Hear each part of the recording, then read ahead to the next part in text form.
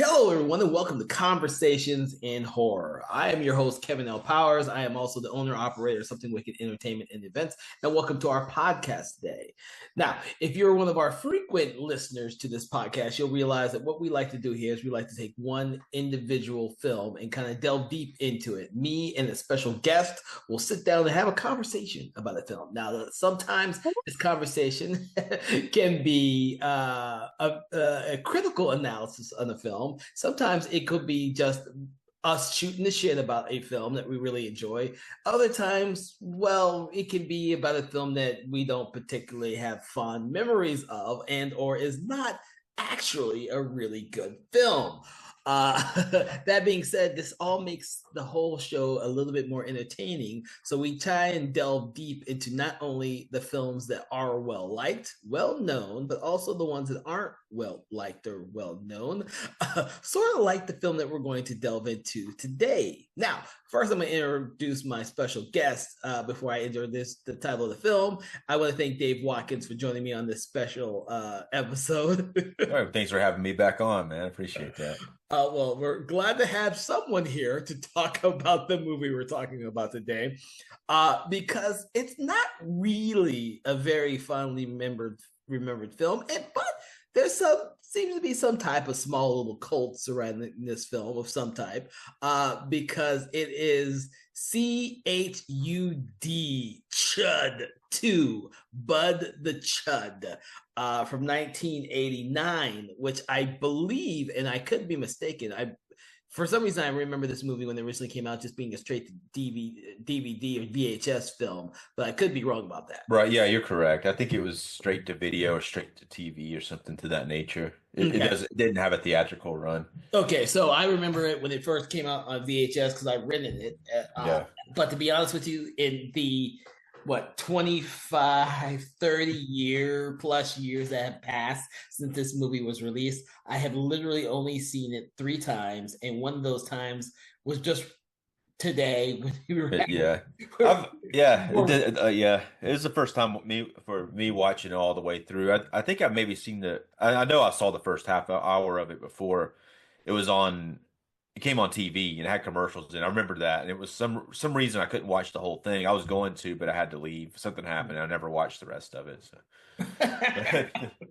So this will be part of our odd story with this film because for me, I was a huge fan of the original Chud movie, but this film kind of goes completely left field with the concept of the first movie, and does something completely different. So if you enjoyed the first Chud movie and have never seen this movie, this is not going to be up to your liking. It is very different. It's not much of a horror film as it more is a horror comedy, and there aren't any adults that are really all that interesting of characters, as it plays with the perspective of teenagers in high school rather than adults like the first film did.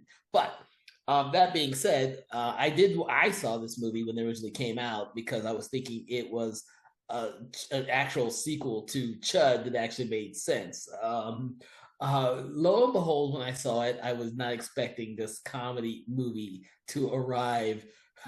Yeah, it almost feels like a high school comedy, like those 80s comedies they did, like Rock and Roll High School or Porky's or something to that nature. Not like crude like Porky's, but just like it kind of has that type of energy to it, which it does have a nice energy to it. That's something but it doesn't have like a horror film feel to it. It does have everyone seems to be having a really good time making this film. Mhm. And there's a lot of that on display here, but it is not. If you're looking for what the original Chud was, you're not going to get that, and it really works better. Is not if you like the first time I saw it, I don't think I had seen Chud. I thought it was I felt that energy, like the kind of fun energy going on with it, but it was. I definitely, if you look compare it to the first one, is not that, and Yeah. it stands better by itself. I think if you watch this without seeing the first one, you're going to like this better than if you saw the first one first. I will agree with you 110% because because we recently rewatched the first Chud and we did an episode on that earlier this year, and I wanted to kind of take a look at this film again because I hadn't seen this movie in years, like years. I hadn't seen this movie in years. I just remember not liking it because of the fact that it wasn't like the first Chud. But to stand on it, and I'm also going to preface this with the fact that I did not know who Garrett Graham was when I originally saw this film. I now know who Garrett Graham is, and so I have a greater appreciation for this movie now than I have ever had for this film. I kind of thought this movie as being just bad, just flat out a bad movie. Period. Yeah, there's a lot of bad stuff to be said about this movie, but there's also a lot of positive things if you get past it. You know, when I rewatched the film, knowing that Garrett Graham was in it, and if you don't know who he is, he's played in a lot of films.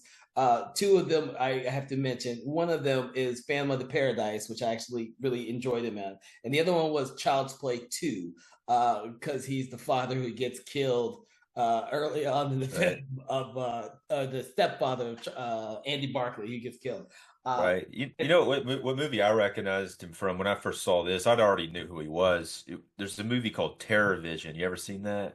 I have seen Yeah, it's been years since I've seen that one, but yes, I have seen yeah. Terror Vision. That one has the same type of energy that this has. I actually like Terror Vision. It's really bad, but I like it. But Ex- he's yeah, exactly. That's what type of movie this is. yeah, It's not the film that I was expecting, but that's exactly the type of movie it is. Because when I rewatched it, the first thing that came to mind was Return of the Living Dead Part 2. That's what yeah, came to me. And Return of the Living Dead Part 2 has those teenagers that are more or less driving everything in the movie. yeah, That is the including a same little energy. kid too. Yeah, including a little kid. And this one has that same energy to it to me. When I rewatched it, I was like, oh my God, I'm watching Return of the Living Dead 2. This is more a zombie movie than a Chud movie. So if you've never seen this, and I'm sure there's a lot of you out there who have never seen it, in this movie, the Chud is an act. The Chuds are created from a government experiment gone wrong, and they're trying to cover it up in this movie. In the first movie, the Chud wasn't a government experiment, but the Chuds were inadvertently created when this toxic waste was left in the underground sewers, and it changed mutated the people down there, the homeless people, on accident. This one makes it seem as though this was all done on purpose, and the Chud, as the government likes to call them, has a government purpose, but no one wants to talk about it because of the side effects, and they want to just cover it up, and they're supposed to destroy the last Chud, but Bud, as he's called, escapes, and the main military guy played by Robert Vaughn, who I forgot was in this movie. I love Robert Vaughn, but he's playing this up like he's perfect for this film because it's so fucking funny the way he plays this film as opposed to some of the other characters I've seen him in. He plays this off. Yeah. Yeah, Yeah. He does. He basically he does play it for camp. But I was also going to point out another actor who plays off of him, like Larry Cedar plays this kind of guy that he's hanging out with. Larry Cedar, I recognize him from Deadwood. He played like the Leon character on that, but he's also in the Crazies remake. Mm-hmm. He's a character. He's in a lot of stuff. I'm like, Yeah. dude, I don't remember any of it. I have to admit that I forgot a lot of this fucking movie until I rewatched it. I had forgotten a lot of it, and this could have been on purpose too. It has that kind of like Mad World type of feel to it too. You know, when you look at those scenes with the general and shit, you know, Yeah. it's the way that they're acting. It's just like it's real hammy acting. It's funny though. But the thing is that all the actors get that in this movie. It's not like anyone's Yeah. acting bad to be acting bad. That's part of the whole ambiance of this movie. Sure. I guarantee you, after rewatching it, I was not the audience for this when it originally came out. I can guarantee you, I wanted a horror movie with some mutated people killing a bunch of people, and that's what I wanted. The deaths are almost all off screen in this film. Yeah. Yeah. It feels like it's rated PG-13, but it's actually rated R. But it does have that type of almost like it probably didn't have the budget for it more than likely, you know. You know what? I don't know if I think they went with they did all the biting of the Chuds as they bite their victims and infect them off screen, which I found funny this time around. I found hilarious because you'd only hear the chomp The single Right. chomp Yeah. is all you hear, and that would be it. I think that was intentional, dude. If we were doing this like when this movie came out, we were doing this recording, I would have something completely different to say. But time has actually made this movie seem a little better than it probably actually is, because the thing is, throughout the whole film, that's a reoccurring theme, a big audio theme. Off screen, the Bud and the other chuds always are biting people's heads, one chomp, infecting Yeah. them, and then they move on to the next thing. One of the things I really liked in cinematography for this film, which I never picked up on, is the fact that all the visual gags, like what's happening to the chuds, or what the chuds are doing, are a lot of the times are in the background in terms of another scene happening in the foreground, as though the audience sees the chuds in the background, but the person who's in the scene doesn't see anything and they're completely oblivious. There's a lot of this. Right. Yeah. That's kind of like a reoccurring gag throughout Yes, it's out really it. good. Yeah. Yeah. Sometimes it's overplayed a little bit, but it works in the film.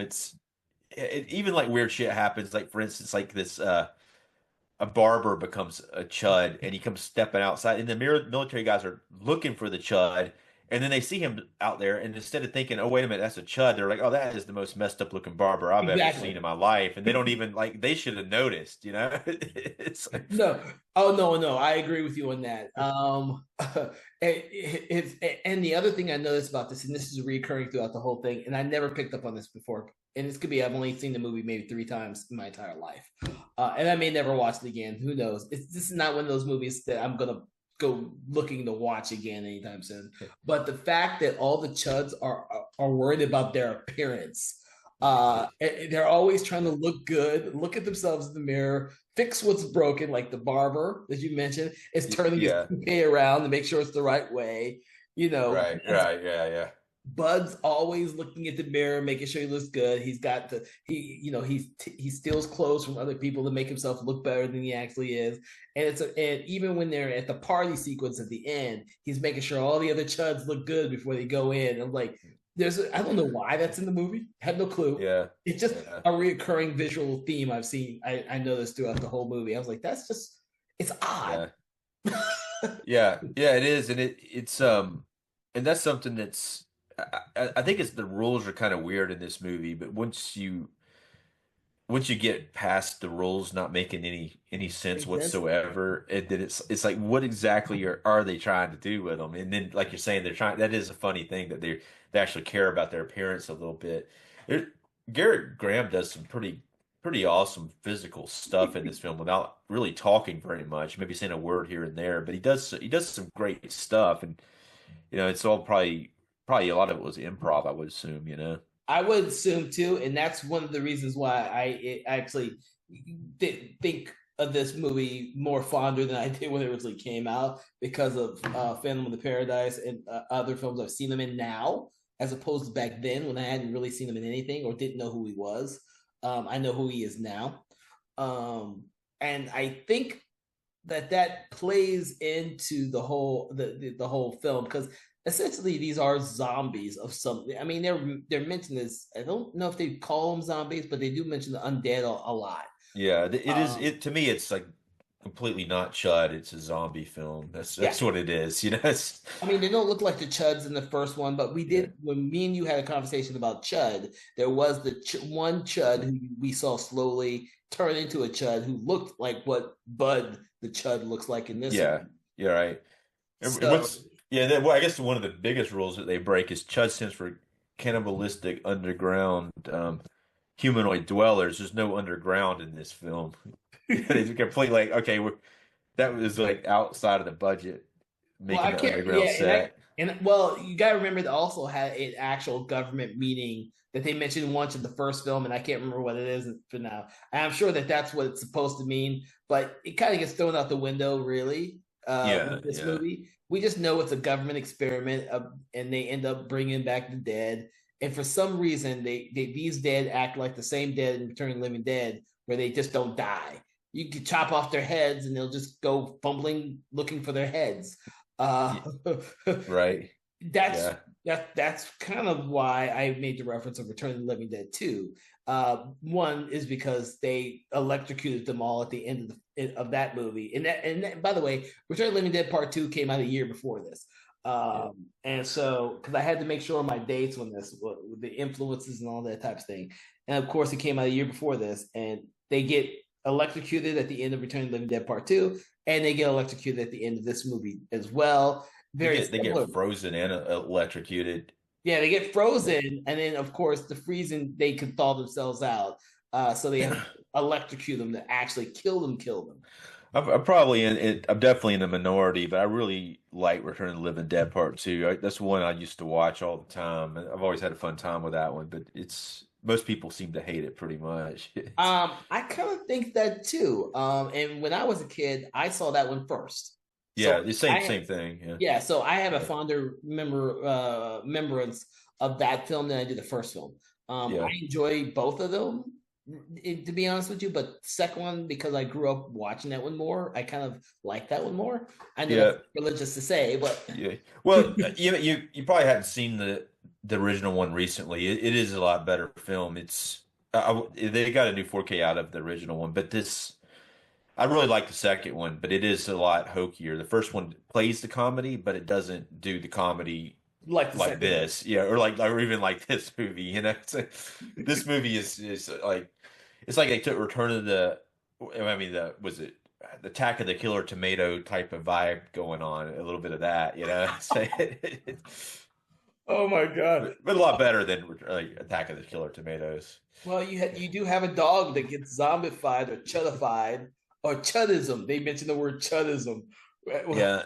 I don't think in the original Chud film, I don't think when the people got bit, I don't think they turned it. I don't think that's what turned them into Chuds. But so that's No, it's definitely new to this, and it's just it's straight up zombie, you know? exactly. No, no, that's all new to this one. It's like they just took the concept or knew that they were going to be making they're using the word chud in order Yeah. to market the movie and sell it to an audience. Even the poster for Chud Yeah. 2 looks similar to Chud the first one, but Oh yeah. those monsters aren't in this film. And, what's up with that? That's like that was like a really weird thing to do to change, but they make the cover look like the Chuds from the first one, and then they actually look like just people with makeup on and Yeah. crazy teeth, you know? Crazy teeth. That's yeah, Yeah. I guarantee that's probably a budgetary thing. But then you kind of wonder why did they bother with it anyways? But hey, Yeah. Yeah, I mean, if people didn't like the way the Chuds looked in the first film anyway, so why like put it on the cover to the second one? You know, it's like, that's so. yeah, Oh my god. So now that we've kind of gone through some of this, the ideal, if you've never seen the film, are these two bumbling high school kids who are screwing up in class, are forced to kind of do, I guess, cleanup duty at the school where there's a cadaver that they're going to show the kids at some point. A cadaver, which these two kids inadvertently lose, and they have to replace it before they fail this biology yeah. classes. Let me throw something in here with this. No, go It's ahead, go like ahead. this is when it starts to really become like, okay, what? How they lose the body is they're sitting in there and they actually it's on a gurney and they accidentally hit it and it goes out the back door and just goes down the road and they're like, oh well, it's gone. We got to It's get another one. gone. It's easier to go get another one than just go get the one that went down the road. Like how far could it have gone? You know? Well, that and the fact that it's just sitting on a gurney and not like in a refrigerator unit or anything like that. It's just sitting there in Yeah, this little facility, just yeah. on the gurney. But that's just, I mean, if you think about it, like that's hilarious. But if you think about it, like when I'm watching it, I'm thinking that didn't make any sense. But then if you think more about it, like, damn, that's really stupid, funny. That's what the whole movie is. It's really stupid, but it's still goofy and funny, you know? Well, yeah, because then we have these two kids going into what's that place called? It's a disease. Center for Disease Control, I think. Right. It's, Yeah. they go in there to get a replacement body, and like Yeah, yeah, you're like wondering how they get into this place yeah. first. Then they dress up like doctors or something. So I mean, it's easy. All you gotta do is dress up like a doctor and walk in the door. You know, you don't have a badge or anything. Oh Jesus! And they just steal body that's in it's not in the freezer. It's in a specialized bio cryo tube. And it's, It's oh, yeah. It's it's similar to like Night of the Creeps, how they get the body in Night of the Creeps. Really, I it wonder. is. I noticed Yeah, that too. And I'm like, wow. And one of these high school kids is supposed to be the smart one. Um, yeah. It's like his name's Kevin, the one with the Kevin glasses. and Yeah, Steven. And the third character in the film is Katie. So Kevin, Steven, yeah. and Katie, who are these three friends who have grown up with each other. So they kind of do everything together and are in the same classes together, which seems kind of odd, but it works for the plot of the movie, I guess. Well, you got to have them in the same class. I mean, you're going to shoot like scenes in different classes. uh yeah, but they get body out of this secret lab to Steven's house to try and hide the body, and then they inadvertently shock it. Don't ask why or how they shock it back to life, and they think that they brought Well, Bud I think they put it in the bathtub. I think they drop like something into the bathtub, the electrocutes it to dryer. life. Yeah, I think yeah, something with the hair dryer or something like that, or something. It's just, The more details we tell them, Dave, yeah, the dumber yeah, the movie sounds. yeah. But yeah, but even when you're watching, you're thinking, what? Why would they do that? I mean, I would just like let the body go down the road on the gurney and be like, okay, I didn't see that happen, or say, or go get it, It's like who cares. Well, the other It's logic is that the teacher's not going to know they got rid of the body necessarily. yeah. So why do they feel like Why would he think that? I think that they stole the body. I mean, what idiot left the body on the gurney that could have knocked out the back door? a back That's door the that person just who should be happens? blamed. Yeah. Yeah. Well, the thing is, you're not supposed to. You don't have to think too much about the logic because from scene to scene, they're like escalating comedic moments in this. Right, right. Yeah, I mean, Like it's the logic's out the window for sure, and you gotta roll with it, or yes, your head's gonna be like about to explode. you do because scenes with Bud chasing after the family dog, the family dog getting changed into a chud dog, and then of course when Bud leaves the house, Which that it's also kind of like Night of the Creepish, with that dog thing. oh yeah, you're right. Which Night of the Creeps was 1986. This is 89. So yeah, I mean, I don't know, but You know what? There probably was a lot of influence between these films. yeah, It'd be interesting to yeah, talk to the writers and director and say, where was your inspiration for this yeah. film? Well, it would be different if they were both the same year, but clearly, like Night of the Creeps have been out for quite some time when this hit. But not that it's the dog's definitely in this one more than Night of the Creeps, and the dog was like one of the worst things in Night of the Creeps, really. But it's pretty done. It's done pretty good here on the dog's in it more, and does a terrific performance. Should have been nominated for an Oscar. Was robbed. Especially when the dog kills the mailman and Yeah, drags him off out of the shot. Yeah. yeah. And then sometimes it's like a stuffed animal in some scenes, real obvious. And that's the thing about this one, as opposed to the original Chud. You know that as you watch this film, you realize this is getting more ridiculous the longer it goes on. And you're thinking that maybe the Robert Vaughn military character is going to be serious or something, but even he's kind of ridiculous throughout the whole film. Yeah, yeah, I don't think there's a serious character in this film at all. Um, yeah. No, they all know what they signed up for. They seem to be on the same page. No one's trying to trying to win any awards for it. So. Yeah, well, well, the thing is, and this plays into the late '80s as well. Is that when Bud is on screen, it's almost like he's got his own little soundtrack going on. That's this hipster music. I guess you'd call it that, or poppy music. Best place, including his own theme song, Bud the Chud song that plays throughout the entire movie. Uh, Yeah, this isn't like something that goes like "I'm a hungry man" or something like that. It's one of those weird things that used to play in a lot of made for TV movies. I remember something very similar tone to the movie. the Midnight Hour. I don't know if you remember that one. And there's a lot of other ones at that time.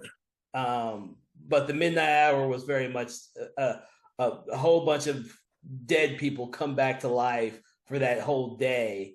Yeah. And some of them wreak havoc, whereas some of them just want to party. And obviously, at some point in this movie, the Chuds just want to party because it's Halloween, which I don't remember this being. It's a Halloween movie, Yeah. everyone. This takes place right around Halloween, and there's a big Halloween party, which becomes the big climax of the film, which is refreshing and yet Yeah. not so refreshing because But yeah.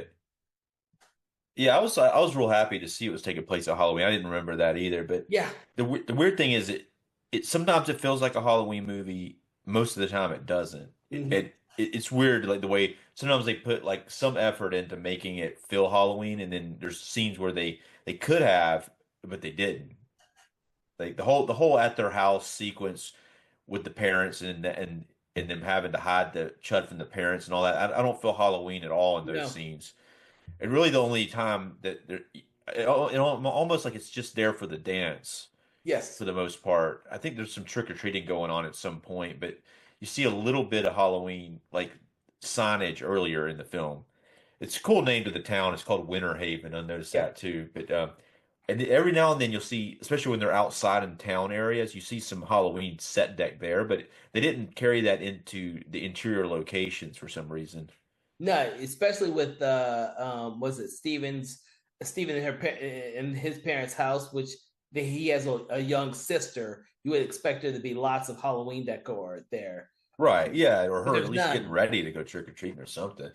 It's almost like it may not have been like planned exactly to be Halloween, but then they needed that dance for the. I don't know. Maybe I don't know, but it's I like it that it is a Halloween movie, but it doesn't always feel that way. It only feels like it half the time, maybe. Hmm. No, no, no. I agree with you Yeah, because even though this is only the third time I watched the film, I never took it as a Halloween film until right. Yeah. I rewatched it. It's one of those elements that actually makes the climax much better because all these chuds that show up at the Halloween party just look like normal people in masks and costumes. Yeah. It plays pretty good into the later part of the film, and that's a lot of times with things like this, when you're playing it with comedy like this, it's taking place on Halloween, when you have people who are turning into monsters can hide in plain sight because they think they're Mhm. in makeup. And there's a And lot of them. I'm trying to, like and we discussed both this one and the other one, the original film, and of course we've now talked a little bit about some of the differences between the two. Do you think making them closer to your standard zombie helped the film or hurt the film? I think it was kind of a little puzzling to me, really. I don't know if Hmm. it helped. It was puzzling until I figured it out. It would have been better had it not been called Chud, I think, because if you're trying to connect it to the first film, I was just trying to figure out what the rules are as it was going. Like, not that there's got to be some rules in order for it to tie it in, but there are some rules. It was just kind of a little baffling to me at first until I figured out what they were doing. I think I had my mind in a different place after watching the first Oh one, yeah. Oh no, no, I So agree with you. yeah, That's one of the reasons why I never liked this film. Having been a big fan of the original film, and then when I saw this when it originally came out, you on the other hand didn't watch it till recently. But I saw it. Jesus, what's this? 89. So yeah, 89, yeah. 30 plus, 30, almost Right. 30 years ago. 30 years. I did, like I said, I did see some of it on TV a long time ago, but this is the first time watching it all the way through. And the first time I saw it, or I saw maybe 20 or 30 minutes of it. The first time I saw it, I hadn't seen the first one, so it didn't like seem. It seemed like kind of a fun. It seemed kind of fun. That's what I kind of felt like, and I think the movie is fun, really, Mhm. but it definitely is not. It's not good that it's called Chud 2. Try to tie it into the first one without. I mean, it's an odd decision. It's a very odd decision to try to make a sequel to something and not not have the same type of feel to it or the same type of tone and go completely bonkers with it and not only go bonkers with it, but change all the rules. Hmm. And then as an audience member, you're trying to think, you're trying to tie your like brain into the rules from the first film, trying to even remember what the rules were, and you're like, this is a zombie film. This is like a zombie film. Hmm. It is what it is. You know what I'm saying? And it's like I don't quite know what the rule for these zombies have different rules than regular zombies, and they're there, but it's definitely like something you have to figure out because you have these expectations about what you think it might be or what the rules might be, and they're not what you think. No, because they don't actually follow regular zombies either. They literally take a bite out of each person and then they move on to the next person. These are zombies. Vampire zombies. Yeah, they care about what they look like. The Bud has this infatuation for the Katie character, which follows through the whole movie to the end. When shockingly, he tries to give her his heart by ripping it out of his chest and giving it to her. Yeah. Uh, I really like the actress playing her. I don't think I've seen her in anything else. It's like Trisha Lee Fisher, apparently related to Carrie Fisher, her half sister. But I really like her screen presence here. She's like really having a good time with this film. You could tell. yeah, and so is the person playing Steven. Yeah, Ah, Brian Robbins. Uh, who that? Had you look him up? He's actually like a co-CEO of Paramount Global. He's he's he's directed a bunch of stuff too. He hasn't acted that much, but he's he's pretty higher up at Paramount Pictures and Nickelodeon.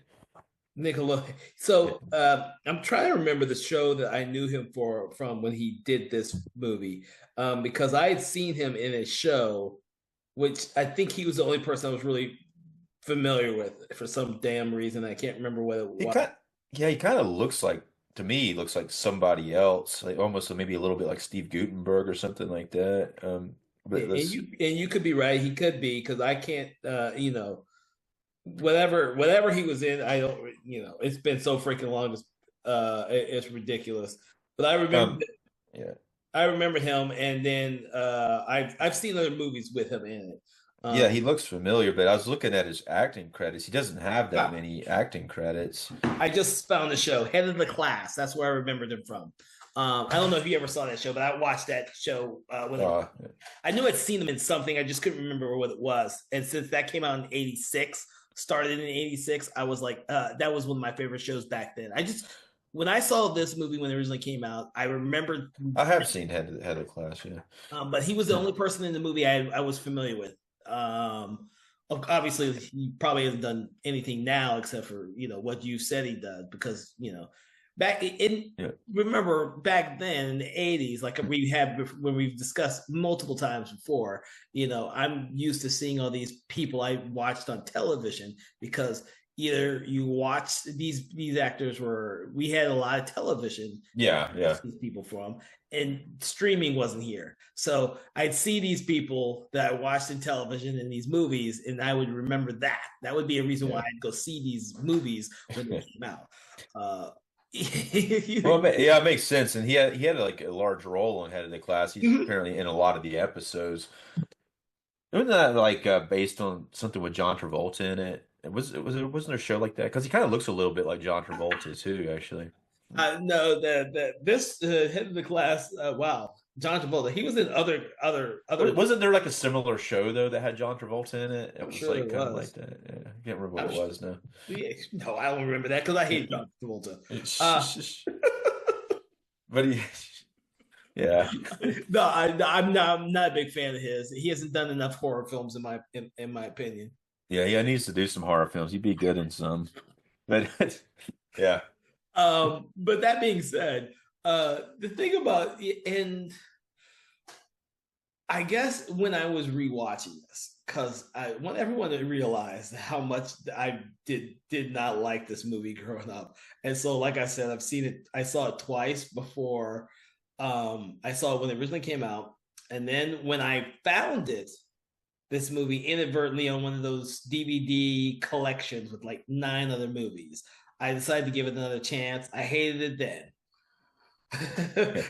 I haven't even picked up. I think I hated that DVD set has a bunch of random sequels to decent movies, but the sequels were always shitty. And then for the podcast, I wanted to go back through and rewatch this movie that for the life of me I could not understand why it was ever made. Because it was not an actual sequel to the first movie. It was just a film that had this title as a sequel, but then did all these other random things. But when I rewatched it, realizing that because I had seen it 2 times before, I had to stop and kind of give the film its own props for being what it was trying to be. Um, Kind of look at it and say, okay, I know who Gary Graham is. I know who some of this is. I know it's a comedy, and I know all this beforehand. There's no grown ups. This is really a high school kids type of adventure movie, and I know there's not gore in it. Go back Right. in, new eyes watching this film. I can get it now. Yeah. 30 years ago when this movie was released, it was not the movie that I wanted. It's not the movie I expected, and I wish it had been wiped off the face of the planet. But, Yeah. you know, Yeah. It's definitely it. Yeah. It's an odd, really odd choice that they made making this movie, but it is it does have it does have some charm to it, but do have to get your mind in the right place. mhm. Like you said, like all the things you had to do to prepare yourself to be okay with it. That's a good way of putting it. I had do a lot of stuff to prepare myself. I think the biggest thing for me was that I know who Gary Graham is. I think that was the biggest thing for me on the rewatch. I think if I didn't know who he was and hadn't seen him in other movies, I probably would still hate this movie. To be honest Yeah, with you, I really do. yeah, it's yeah, yeah. I don't. You seem to be lost for words on this movie. Yeah, no, I don't know if I'm necessarily lost for words, but it's I was just thinking of a scene in the film where it's this scene's kind of mind-boggling, but you can't try to make any sense out of it. There's an interesting moment though where they bring him into the bathtub and then they're trying to put him in the bathroom and he wakes up after he wakes up and they jump back and scream and then he sees them and screams too like he's like holy shit it's people, you know. But that's something else too about what happens with the Chuds in this one that they don't seem like they're the same person they were in a way. They kind of, especially him, it's almost like he's learning about everything again, but not necessarily all the Chuds, but him specifically. It's almost like he is infant like at first and has to Mhm. relearn everything. So maybe that's from being brain dead for so long, but that's another thing that's kind of puzzling. Is like why does he not seem to have like a reminder of what it was before he was when he was alive, you know? No, that's a good point because I just realized that he has to learn to walk again. You see him stumbling for a good part of it while he's stumbling in the house in the background, while his parents are in the foreground and they don't know he's back there. He walks and he Yeah. stumbles and he barely gets around for a few moments, and of course he screams at that point. But then he also like when he's watching his first real victim, the workout guru who he's watching from outside the window, and Yeah. And he gets all he like crazy acting, like excited about it. yeah he It's, starts doing the stuff. He starts doing the exercises too until he falls. yeah, You know. yeah, Uh, yeah, but yeah, he's like having to relearn everything. It's like he's never seen the TV before, you uh-huh. know? Yeah, It's like, which is not what any of the other ones have to do because they're all more recently dead. yeah, but even him, I guess he's been in a stasis for a while, but he's not like he's. But it's not like he was born before TVs were made. It's like that's almost like it seems like he's like a caveman. It kind of reminds me of like that. Remember that movie Encino Man? It reminds me of Brendan Fraser. Not that was later after this, but it actually Brendan Fraser's performance. It reminds me a lot of the way Garrett Graham does what he does here. You know, it's Oh like, Jesus, see no man.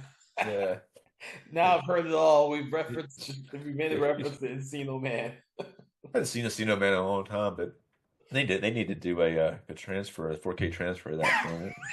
I've seen that movie a lot of times though. I remember when it came out. It was kind of fun though. Great cast. I've seen it once. Yeah. Yeah, those type of comedies are not very fondly remembered for me. That could But be also. yeah, but this is kind of like that. I mean, obviously, Encino Man was later, but Yeah, the energy of this is like the energy of Encino Man, and the way yeah. that he's having to relearn everything or learn everything for the first time. It makes more sense in Encino Man because he's a caveman. He's never seen a TV before, but it's Mhm. you know. Well, that brings up another thing I just thought about on this film is that there are the cinematography for this film, though very well staged for all these comic visual bits, is not really what you would come to expect for a horror film. So there's not Yeah, a lot of contrasting with lighting. Everything's a lot of times almost brightly lit. yeah. No, It, I agree. I agree. I was going to mention that, but yeah, it it's definitely even for like a Halloween film, it doesn't have that the right lighting and the right feel for it to really resonate as a spooky film. It is Mhm. very like brightly lit. And that's where I believe you can bring back your reference to like Attack of the Killer Tomatoes. I think it's. Do you think this is a successful, or do you think they did a good job with the comedy aspects of this, trying to make it a comedy and not so much a horror film? Because I didn't like laugh out loud or anything. I found a lot of sequences humorous You're from right. a filmmaker's Yeah. perspective. But what is your thoughts on that? Yeah, I mean, I think I'd like I was saying before, I do like the energy, but I agree it's not like some laugh out loud stuff. I like the some things are more subtle than others, and even though it's very broad anyway, the comedy, but I mean like things like you're talking about him looking in the mirror and checking Mhm. himself out. That's a more of a subtle kind of funny thing that's not like laugh out loud. The things that should be laugh out loud often aren't staged that good, because the gags are kind of tough to pull off that they do, like some of them. So it's not like I mean, it's a hard staging to do some of these things that they do, but I don't think the lighting helps it. The it doesn't have like the right feel to it. Mm. No. I agree. I just want to bring that Yeah, up. you're right. And I like a horror comedy. Yeah, I just think that if it's horror, it needs to lean towards horror and not comedy a lot of times. Not that this doesn't. I mean, obviously, biting people and turning into zombies is funny. But I mean, when I say that, I mean like as far as the set deck and the lighting and Uh-huh. things of that nature. You need to be like the Addams Family Yes. or something like that. No. I agree. Beetlejuice. It's one of the things I wanted to get across is like this one doesn't really look like it was designed to be a horror film. It looks like they hired like a comedy director to come in and do this movie, and they just made it a comedy movie that just Yeah, and they decided, oh wait, well we have to have people getting bit in the heads or whatever, but we're going to show all that off screen. We don't want to yeah, show anybody getting actually bit. We just want to hear this big chopping noise in the on the soundtrack, and then will no violence, and that's what we right. get. Some of it reminds me a little bit of those type of B movies. I say B, like older B movies, like maybe the 50s and 60s. Like it kind of run like the Night of the Creeps starts out like that. It kind of reminds me a little bit, especially when you got the army guys involved in this Mm-hmm. experiment and like there's a little bit of that going on. Yeah. And the film itself does spend a lot of time with the Robert Vaughn and one and his Yeah, partner. We see a lot of scenes with those characters in the film because her main characters don't actually end up knowing what a chud is until like over halfway through the movie when they are captured. yeah. I think that that swimming pool scene at the end is really cool. What they Mhm. do and that whole sequence is great. Again, the lighting isn't quite right, but it's like some of that stuff they do in that sequence is really impressive. Well, yeah, especially with the Bud character when they freeze him and he literally falls off the what do you call those things? Um, Diving board. Diving Yeah, board. the He high falls dive. Yeah, and he literally shatters into pieces, and we see his yeah, heart go off. I was like, his heart's broken yeah, because you know. yeah. There's these subtle things like that because you essentially have a Bud character who's been pining after this one girl that he saw in the picture.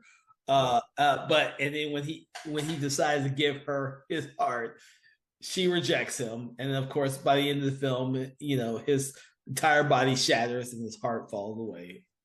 These it was interesting about the main. It's relating to the swimming pool scene, but it's interesting about these main two guys and her is they come up with this really stupid plan that works, fortunately, but it's like they don't think it through. No. Yeah, and it's like the main guy for especially like Steve, he's like that is like, all right, we're gonna go get the chuds, draw them to the swimming pool, make them fall into the pool, freeze the pool, and then electrocute them.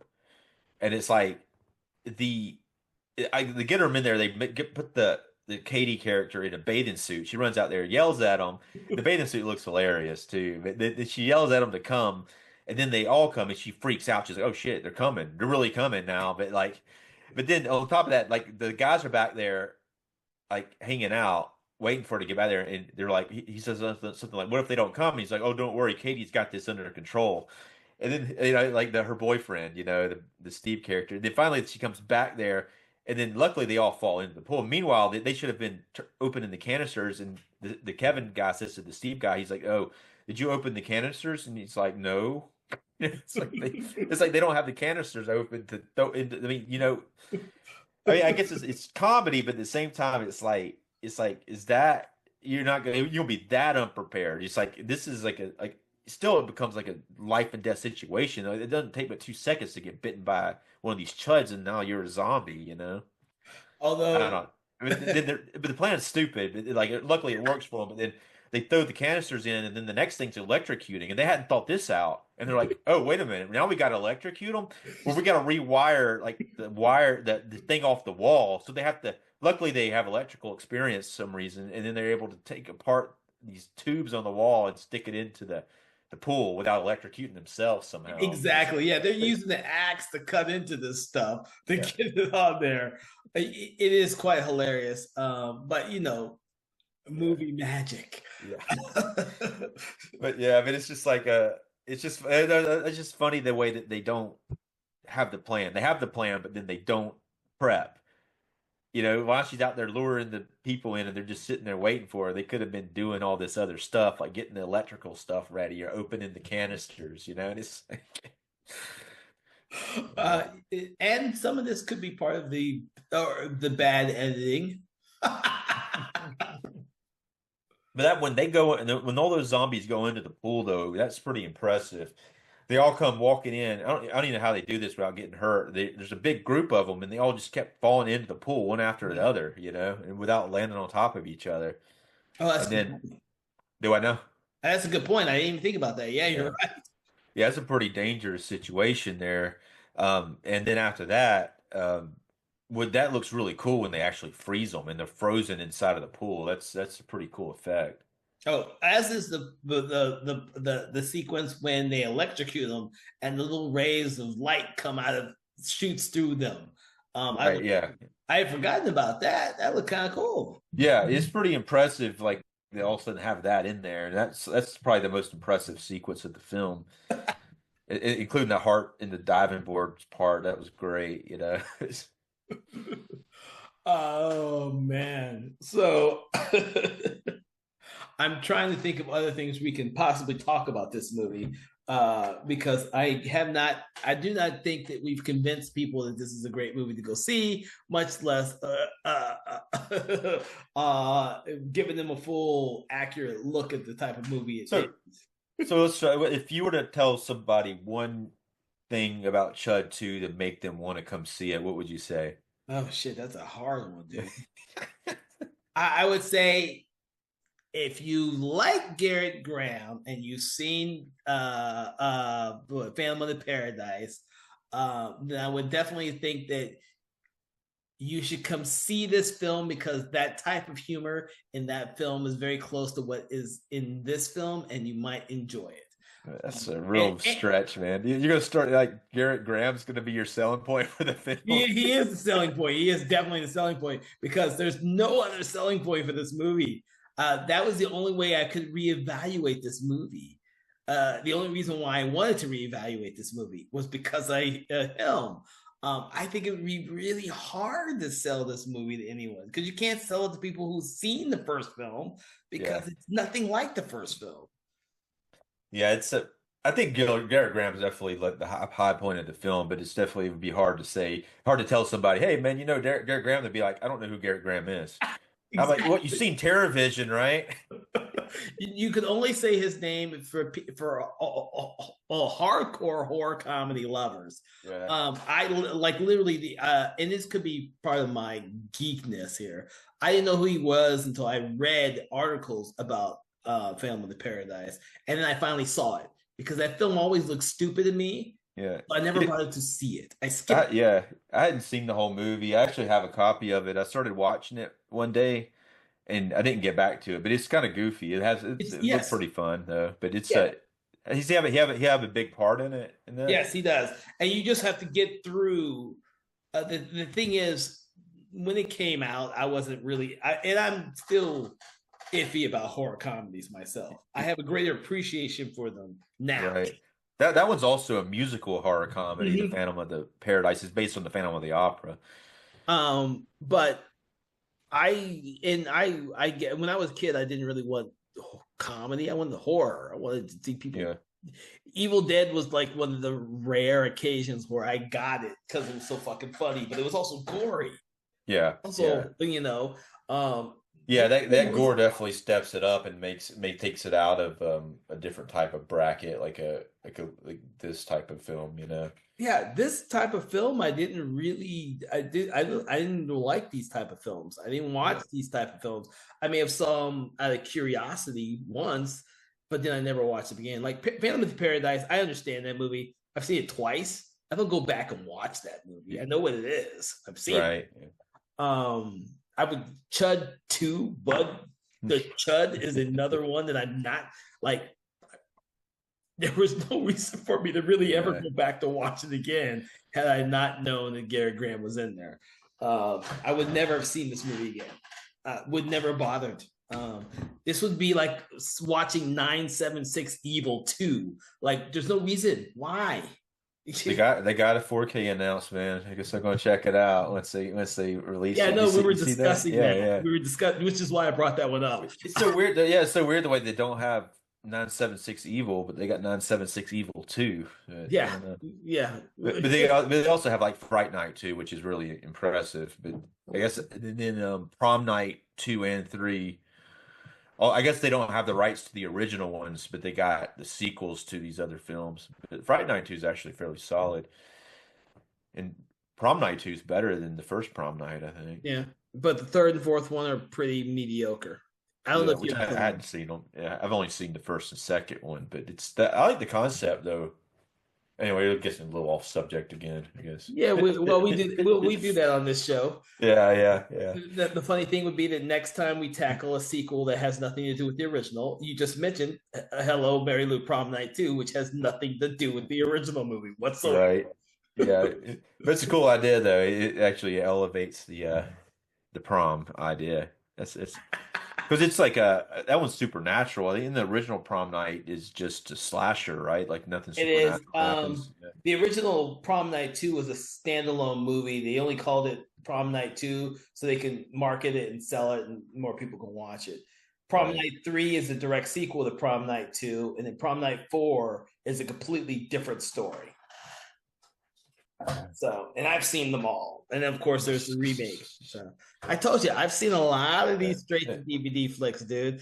Now, But I've only seen Prom Night 2 multiple times. I have never gone back to watch the third or fourth one more than once, unless we yeah. do an episode in the show. I've never gone back to rewatch either I'll one. check. Yeah, I'll probably check them out sometime.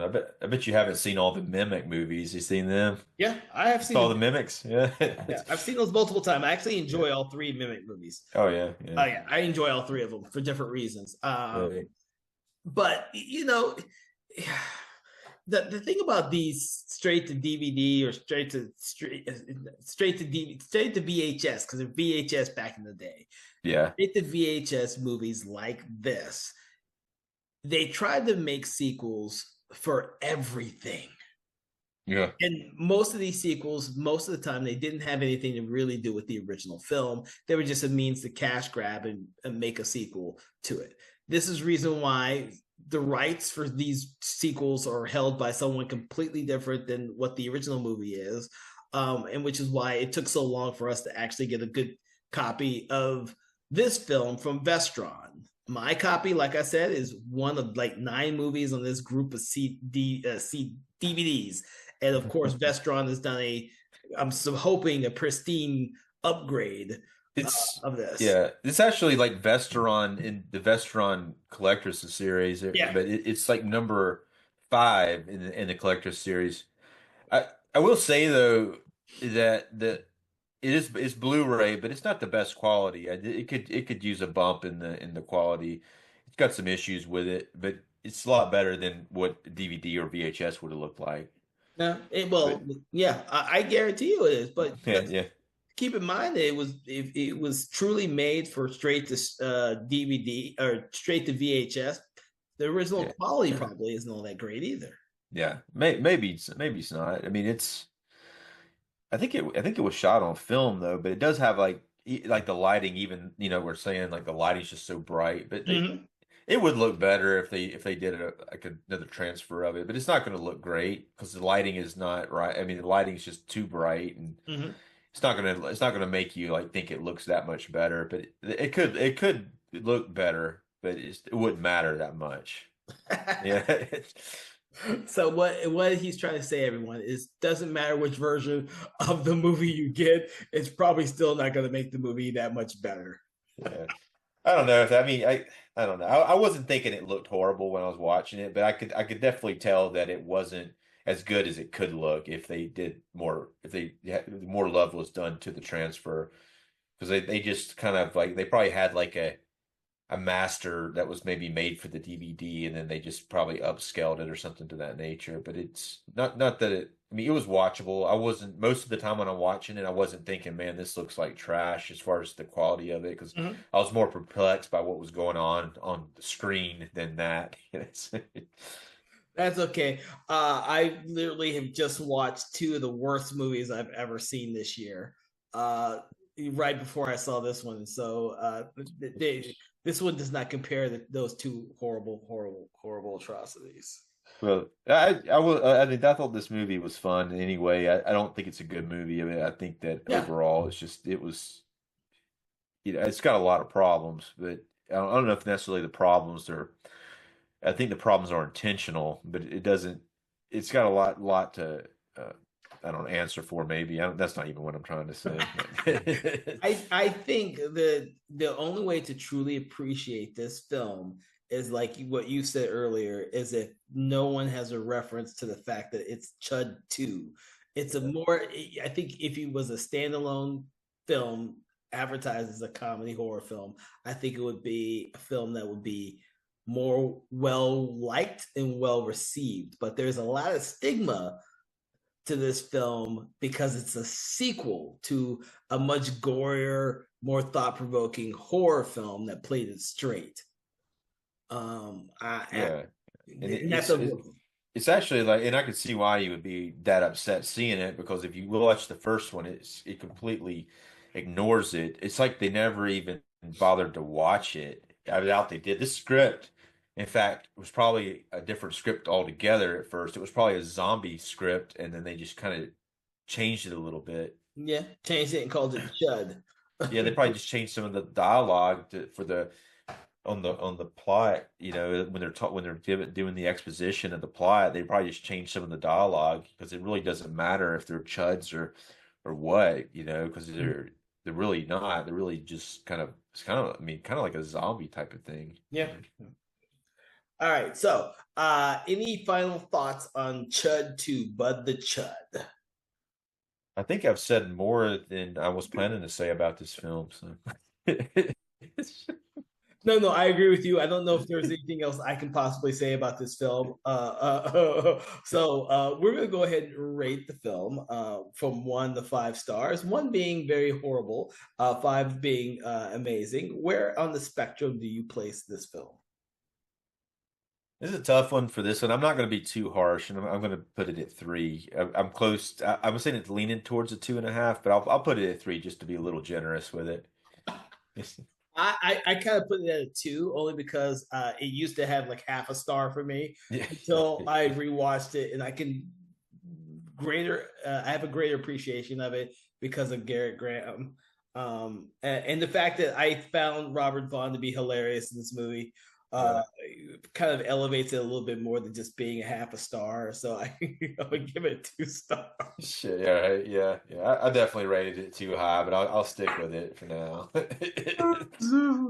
All right. I want to thank you, Dave, for joining us on Conversation in Horror, in which we talked about the movie C.H.U.D, but the C.H.U.D. I do want to leave you all listening to this. The actual score for the film is pretty good on this film. You should check it out. I think it's TerrorVision has done an amazing LP with the music for this. I have to say, another reason why I wanted to do this is because I listened to the LP because TerrorVision did an amazing job with reproducing that for the LP. You should check it out. That being said, I hope that you've enjoyed this episode of our podcast. Make sure to check out some of our previous episodes, especially the one on the first C.H.U.D that we did earlier this year. Make sure to like, follow, do that thing you do with your favorite podcast, including subscribe so you never miss an episode. Also, check out our sister podcast, Conversations in 4Color, which delves deep into comic books, manga, and graphic novels, which is our Patreon only subscriber based website. From all of us here at Something Wicked Entertainment, we want to wish you a pleasant day and continue to seek out the strange and unusual horror films out there because you never know what you're gonna get. Everyone out there, have a great day. Conversations in Horror is a Broken Lighthouse Pictures production, written, produced, and directed by Kevin L. Powers, executive producer Kelly A. Inoka. All contents and material from this episode of Conversations in Horror is copyright 2025 Broken Lighthouse Pictures.